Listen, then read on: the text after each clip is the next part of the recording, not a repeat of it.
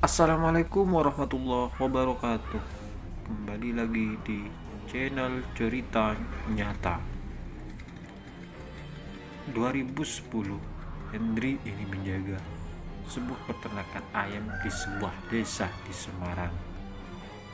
Dia sudah kerja di peternakan ayam ini sekitar 7 tahun lebih. Jadi dia di sana tinggal di sebuah mes, yang mes ini letaknya tidak jauh dari peternakan ayam itu dia tinggal. Adiknya, selama Hendri kerja di peternakan ayam itu, temannya Hendri yang namanya Anton ini selalu berkunjung ke sana, selalu main ke sana karena memang rumah Anton ini tidak jauh dari tempat peternakan Mas Hendri. Jadi hampir setiap hari si Anton datang ke sana untuk sekedar ngopi, ngobrol, dan bercerita apapun. Anton ini adalah seorang kepala rumah tangga. Dia punya istri dan punya satu orang anak, yang waktu itu anaknya usia sekitar 3 tahun. Jadi memang Anton ini kerjanya serabutan. Dia lebih sering menganggur. Dan kenapa waktu itu Anton sering berkunjung ke tempat Hendri? Karena waktu itu memang Anton ini lagi nganggur-nganggurnya. Suatu ketika Anton ini datang, dia ngobrol-ngobrol, disuguhilah kopi sama si Hendri. Mereka ngobrol dan kemudian tiba-tiba Anton ini cerita bahwa dia ingin mengaku kesulitan secara ekonomi. Dia menceritakan semua setiap hari, bahkan untuk makan pun tidak bisa. Untungnya dia tinggal dekat sekali dengan rumah orang tua untuk kebutuhan sehari-hari, makan dan lainnya sebagai dibantu oleh orang tuanya Anton. Dan waktu itu Anton juga mengungkapkan ke Hendri bahwa istrinya hamil 3 bulan, dia sendiri tidak tahu. Dan tiba-tiba ketika itu dicek istrinya itu hamil, dan kira-kira hamilnya itu usianya 3 bulanan. Tiba-tiba yang membuat Hendri ini kaget, Anton itu cerita bahwa dia ingin melakukan pesugihan. Dia dapat kabar, tidak tahu infonya ini dari mana. Orang yang ngasih info ini ke Anton bahwa ada sebuah pesugihan. Pesugihan ini bisa dilakukan oleh siapapun, dan syaratnya adalah menukarkan janin ini harus berusia di bawah 4 bulan, tidak boleh lebih dari itu. Dan kalau lebih muda dari 4 bulan itu malah lebih bagus. Akhirnya di situ Anton ngomong-ngomong ke Hendri bahwa ingin menjalani ritual pesugihan ini. Tentu waktu itu Hendri kaget, dan Hendri ini sempat menasihati Anton, aku tahu kamu nganggur selama ini dan kamu kesusahan secara ekonomi, tapi enggak seharusnya kamu menempuh jalan ini. Hendri sempat menasihati Anton seperti itu. Dan kemudian beberapa hari setelah itu Anton datang lagi. Dia cerita lagi, berkeluh kesah, dan Anton bilang ke Hendri bahwa dia sudah niat untuk melakukan ritual pesugihan. Bahkan waktu itu Anton bilang bahwa ada seorang guru spiritual yang bisa membantu Anton untuk menjalani ritual pesugihan ini. Hendri ini semakin sebel juga dengan Anton. Dia dinasihati lagi temennya, itu sudah loh Ton, kamu cari kerja, sabar saja dulu, cari kerja, jangan menjalani ritual yang semacam itu. Tapi si Anton ini tetap kukuh. Bahkan dia cerita ke Hendri syarat-syarat yang harus dilakukan Anton ini seperti apa. Jadi sekalian waktu itu Anton ini meminta tolong ke Hendri. Dia bilang, Hen, ini aku sudah benar-benar mau melakukan ritual pesugihan ini. Aku sudah tidak ada jalan keluar lagi, dan aku sudah bilang sama guru spiritualku ini Syaratnya aku menukarkan janin yang ada di kandungan istriku. Nah, semakin sebelah si Hendri ini, kamu itu gila, kamu itu ini tidak mikir atau gimana. Tapi si Anton tetap ngotot, sudah ini sudah tak pikir benar-benar, sudah tak pikir matang-matang, dan istriku juga sudah setuju. Dia mau melakukan ritual pesugihan ini. Terus si Anton juga bilang bahwa dia butuh bantuan 2 orang untuk menemani Anton ketika itu melakukan ritual pesugihan ini. Karena kata guru spiritual Anton, nanti akan dibutuhkan 2 orang yang ketika ada apa-apa terjadi di Anton, 2 orang ini akan membantu Anton untuk menanggulangi hal-hal yang tidak diinginkan. Nah, si Anton ini meminta tolong ke Hendri beserta juga dengan adiknya Hendri. Enggak mau waktu itu, aku enggak mau. Yang pertama, enggak setuju kamu menjalani ritual ini. Apalagi aku sampai bantu kamu, enggak mau, dan jangan libatkan aku sama adikku. Aku enggak mau. Nah, berhari-hari Anton kesana terus. Setiap hari Anton selalu cerita minta tolong supaya Hendri ini membantu Anton melakukan ritual pesugihan. Sampai pada akhirnya Hendri pun dulu, ya sudahlah, kalau kamu memang mau seperti itu aku bantu, tapi aku berlepas diri dari ini semua ketika nanti terjadi apa-apa, aku nggak tahu mau. Nah, Anton bilang sudah gak apa-apa, kamu cuma bantu saja. Aku pada saat ritual pesugihan ini berlangsung, setelah itu kamu gak perlu ikut campur, enggak perlu terlibat, aku jamin itu. Nah, orang satu lagi, karena Hendri gak mau adiknya terlibat, Anton mencari salah satu orang temannya. Ada temannya Anton ini yang namanya Iwan. Iwan ini sudah berkeluarga, sudah punya anak istri, dan si Hendri ini sebenarnya enggak kenal dengan Iwan. Jadi waktu itu Anton cuma bilang dia mau ajak satu temannya lagi namanya Iwan. Singkatnya, malam itu mereka berangkat menuju ke rumah guru spiritual Anton. Anton ini memanggil beliau dengan panggilan Mbah Jero. Mereka berangkat bersama-sama. Jadi Hendri boncengan dengan Anton, sementara Iwan itu sendiri. Jadi pas waktu mereka berangkat sendiri, sekali belum kenal dengan Iwan, mereka berangkat menuju ke rumah Mbah Jero.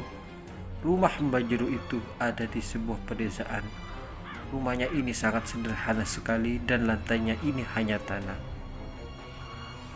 Tidak ada keramik, tidak ada apapun, hanya tanah. Mbah Jero ini tampilannya seperti orang-orang biasa, orang-orang desa. Dia pakai kemeja, pakai celana. Di situ Mbah Jero menyebut Anton, dan pas pertama kalinya datang Mbah Jero ini sempat tanya ke Anton, "Mas, niki jenengan serius badhe nglakoni ritual niki?" Jadi maksudnya Mbah Jero tanya ke Anton, apa sampean ini sudah serius melakukan ini? Sudah bilang ke istrinya? Belum. Istrinya mau enggak melakukan ini, dan Anton bilang ke Mbah Jero, "Sudah, Mbah. Saya sudah bilang ke istri saya, dan ini saya ajak 2 orang teman saya yang mau membantu saya. Nanti terus di situ mereka memilih lokasi yang akan menjadikan ritual pesugihan nanti." Di situ Anton tiba-tiba bilang ke Mbah Jero, "Mbah, ini teman saya punya peternakan ayam, dan di sana ada mesnya. Di sana itu sepi lokasinya." Nah, Hendri kaget, "Loh, Ton, kok ritualnya di tempatku, Ton?"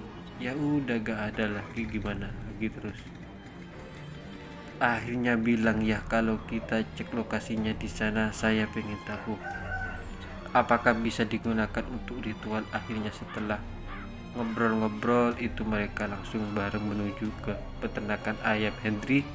Begitu sampai di sana, Mbah Jero cek lokasinya.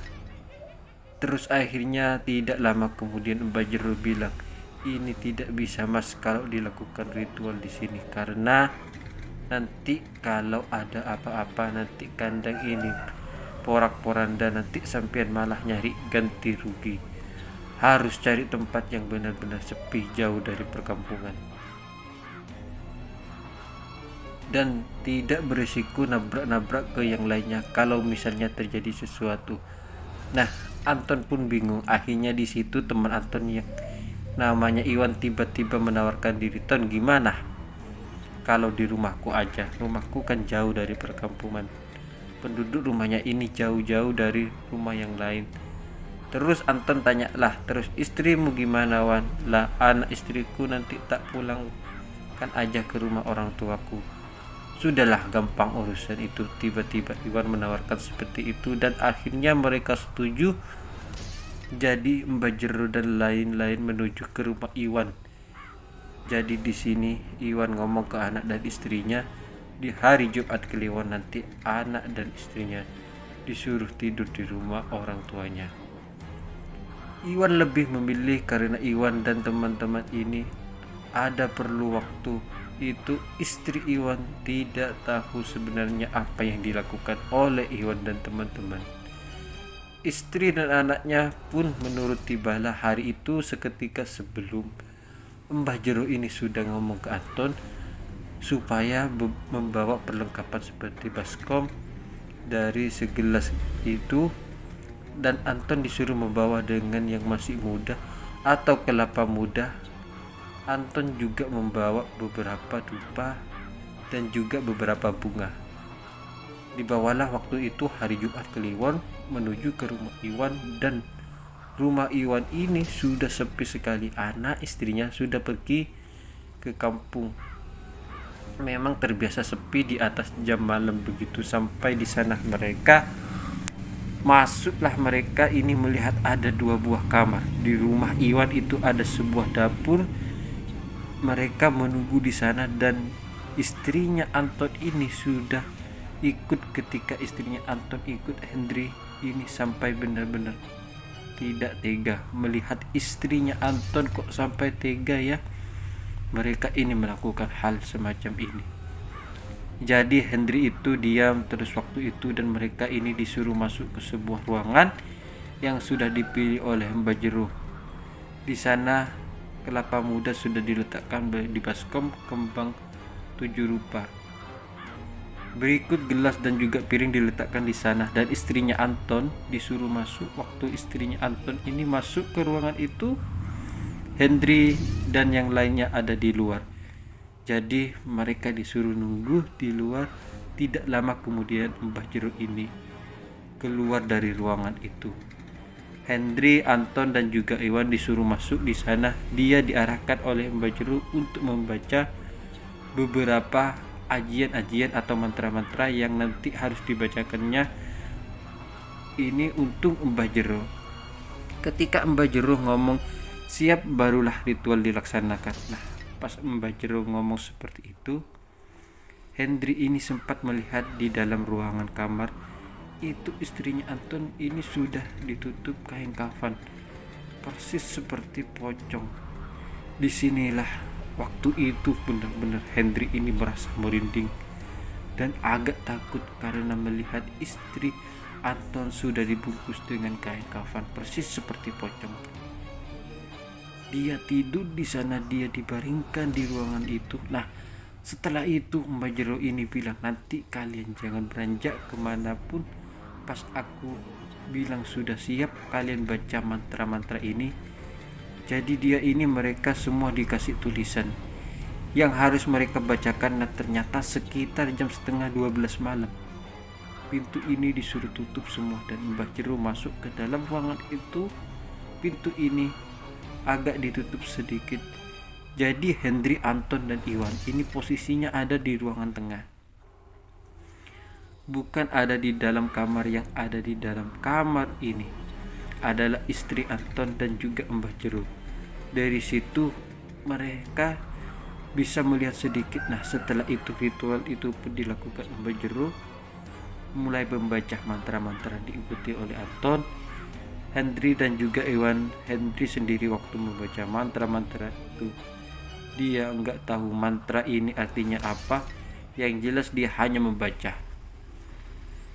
Nah, tiba-tiba mereka ada di sana itu merasakan suasananya ini sudah mulai beda. Ada hembusan angin-angin yang awalnya semilar tiba-tiba menjadi kencang. Terus atap-atap yang terbuat dari seng itu tiba-tiba bergerak dengan sendiri. Nah, yang ada di dalam ruangan itu tiba-tiba ngomong, wis teko, wis teko, wis teko. Langsung di situ mereka kaget, artinya sudah datang. Entah yang datang ini siapa. Tiba-tiba ini rasakan sendiri ada aura yang berbeda. Sekali jadi kayak ada energi yang besar yang masuk di rumah itu pun tiba-tiba pintu kamar ini terbuka dengan sendirinya dengan kencang dan kemudian nutup lagi dengan kencang. Tidak lama dari situ tiba-tiba mereka semua mendengar di ruangan ini berisik banget, ada suara piring yang terlempar, ada suara seperti ledakan. Tidak tahu suara ledakan ini kencang banget. Suara-suara berisik ini terjadi sekitar hampir 5 menitan sampai Hendrik ini benar-benar tidak kuat mendengar suara berisik dari dalam kamar. Nah, setelah suara-suara berisik ini terjadi sekitar 5 menit, barulah Mbak Jero ini keluar dari kamar tersebut. Dengan raut wajah itu agak sebel, terus Mbah Jero bilang ke semuanya, "Ayo keluar dulu, aku mau ngomong." Begitu semuanya barulah cerita ini tadi Kanjeng Ratu ini sudah datang. Pas Kanjeng Ratu itu sudah datang, beliau marah karena janin ini usianya sudah lebih dari 4 bulan. Terus Mbah Jero bahkan ngomong ke Anton, "Kamu itu gimana? Katanya janin istrimu ini usianya tidak sampai lebih dari 4 bulan. Kenyataannya janin istrimu ini sudah lebih dari 4 bulan."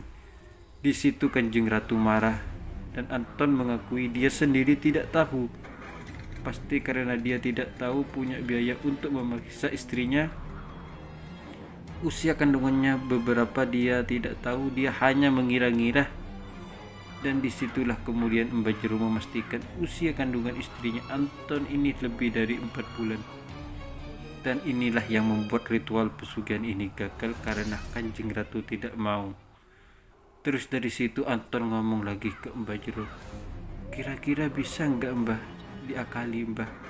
Aku sendiri jujur tidak tahu kalau usia kandungan istri ini sudah lebih dari 4 bulan." Terus Mbah Jero itu diam sejenak. Dia bilang ke Anton, "Mau kamu tanya ke istrimu syaratnya. Ini agak berat syarat, istrimu harus berdiam diri di kamar itu, masih pakai pocong dan gak ada lampunya sama sekali. Dia ditinggal di sini sendirian. Coba tanya, mau gak melakukan ini?" Nah, Anton langsung berburu-buru masuk ke dalam kamar. Begitu Anton masuk dalam kamar, dia ini kaget. Dia melihat suasana di kamar atau kondisinya ini benar-benar berantakan. Ternyata ledakan tadi itu berasal dari kelapa muda yang hancur berkeping-keping. Jadi kelapa muda ini benar-benar meledak. Enggak tahu gimana ceritanya. Tiba-tiba kelapa muda ini meledak dan di situ juga dia melihat piring, gelas dan yang lainnya sebagai ini sudah pecah. Kemudian Anton fokus kepada istrinya. Dia tanya, "Kamu enggak apa-apa?" "Enggak apa-apa Mas. Kamu tadi lihat apa?" Istrinya bilang dia tidak melihat apapun selain dia mendengar suara berisik dan suara perempuan yang terlihat marah. Nah, kemudian Anton ngomong ke istrinya, "Ini syaratnya kita gagal karena usia kandunganmu ini lebih dari 4 bulan. Kanjeng Ratu itu tidak mau." "Nah terus gimana Mas, kita sudah terlanjur kayak gini?" Kata Mbak Jero, "Kalau kita mau memperbaiki syaratnya, kamu harus diam di sini sendiri tanpa lampu, tanpa apapun, dan kamu sendirian di sini benar-benar tanpa ada yang menemani.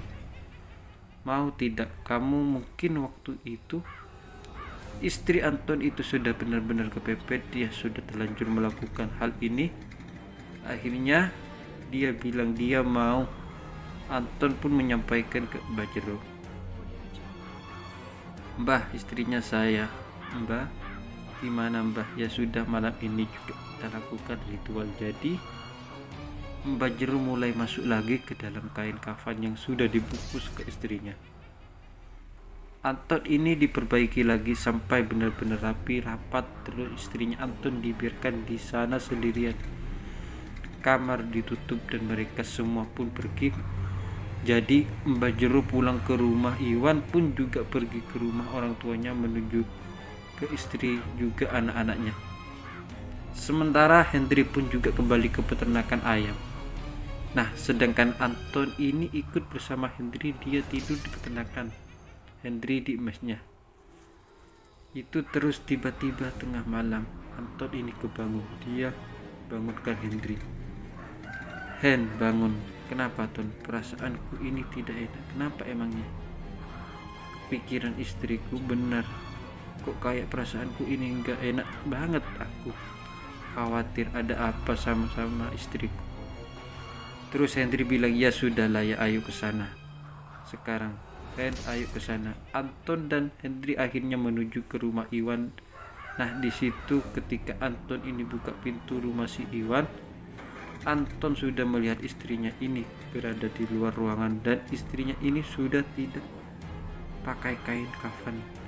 Itu artinya bahwa ritual ini gagal karena istrinya keluar ruangan. Terus Anton tanya ke istrinya, kamu kenapa keluar? Nah, sini istrinya ini sambil nangis disebutkan, dicerita bahwa dia enggak kuat malam itu pas dia melakukan ritual ini. Dia tidak kuat benar-benar karena dia mendengar banyak sekali suara-suara aneh, suara-suara gaduh. Dia sebenarnya bisa menahan suara-suara aneh yang dia benar tidak bisa menahan karena waktu itu istrinya Anton ini didatangi oleh sosok kakek yang sudah meninggal beberapa tahun yang lalu.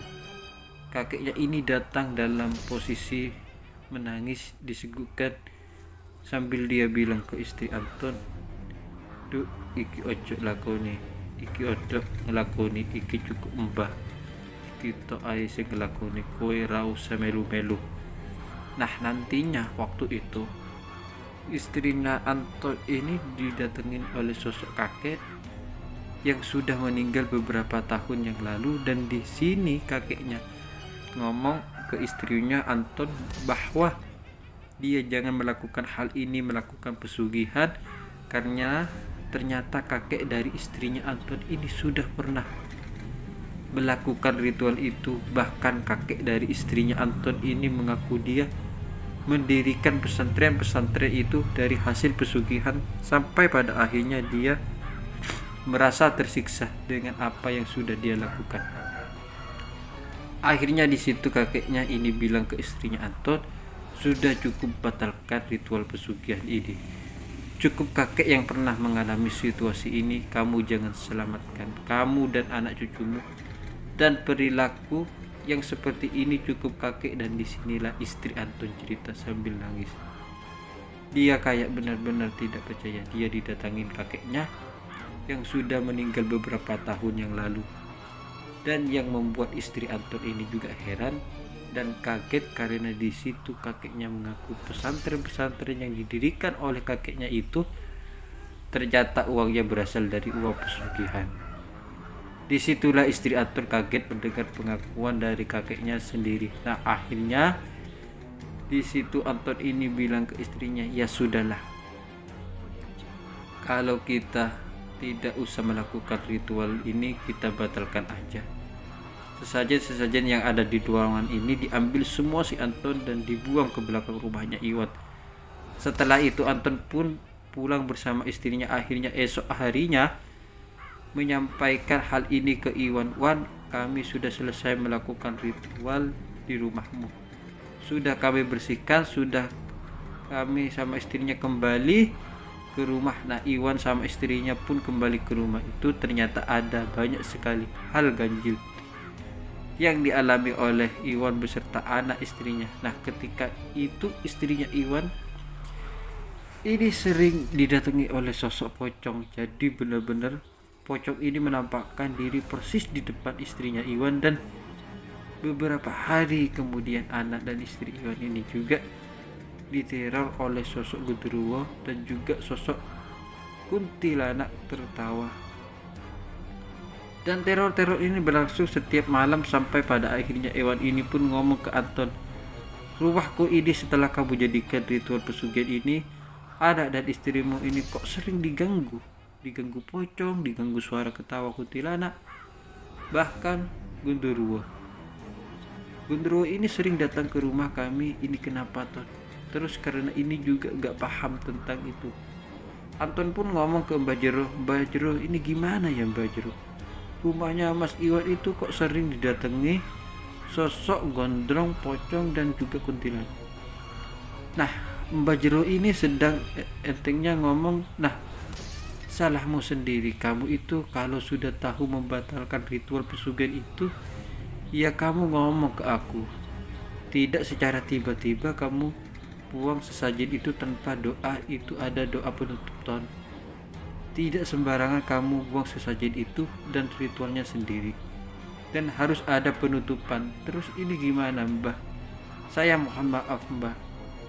Tidak tahu ya, sudah lawis. Kalau kayak gitu biar aku yang kesana. Lain kali kamu tidak boleh sembrono kayak gini. Sudah tahu kamu membatalkan ritual ini, istrimu tidak jadi melakukan ritual ini, kamu harusnya ngabarin aku. Tidak serta-merta selain ini kamu buang tanpa ada ritual khusus. Akhirnya si Mbah Jero pun menuju ke rumahnya Iwan. Di sana beliau itu bilang ke Iwan supaya mencari 2 ekor ayam putih yang benar-benar putih. Nah, Iwan pun menghubungi Anton, Ton, ini gimana, Ton? Mbak Jero minta 2 ekor ayam warnanya putih polos, tolong dibantu, Ton. Ini kan juga karena kamu juga. Nah, di situ akhirnya Anton pun juga merasa bertanggung jawab. Dia mencarikan 2 ekor ayam jantan berwarna putih. Akhirnya setelah dicari sekian lama, sekitar hampir 2 hari Anton mencari 2 ekor ayam ini, didapatlah. Ayam ini pun dibawa menuju ke rumah Iwan dan ayam disembelih dan dilakukan ritual di sana. Singkatnya, setelah ritual itu dilakukan oleh Mbak Jero, Iwan mengaku sudah nggak pernah lagi didatangi oleh sosok-sosok yang mengerikan ini. Dan akhirnya setelah kejadian itu, Hendri menyaksikan sendiri Anton ini lebih sabar dia menjalani hidup dan istrinya lebih sabar, dan dia bersyukur bahwa waktu itu tidak jadi melakukan ritual pesugihan tukar janin.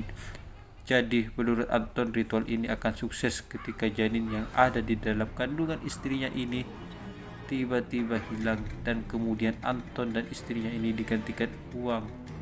Ini bukan hanya ratusan juta tapi miliaran. Nah, tapi karena ritual ini gagal, Anton bersyukur dia bisa melahirkan anaknya dengan normal dan sehat, dan kemudian Anton bisa bersabar. Dari sabarnya itu, Anton kemudian mendapatkan pekerjaan. Nah, cerita inilah teman-teman yang dibagikan oleh Hendrik kepada yang lainnya. Sunyi, dan semoga kalian juga mengingat perasaan kami di awal tadi, bahwa ketika kami menceritakan cerita semacam ini, jadikan cerita ini sebagai pelajaran dan ambil hikmahnya dari cerita-cerita yang kami sampaikan ini. Semoga kisah ini bisa menghibur teman-teman semua, dan mohon maaf kalau ada salah kata. Wassalamualaikum warahmatullahi wabarakatuh.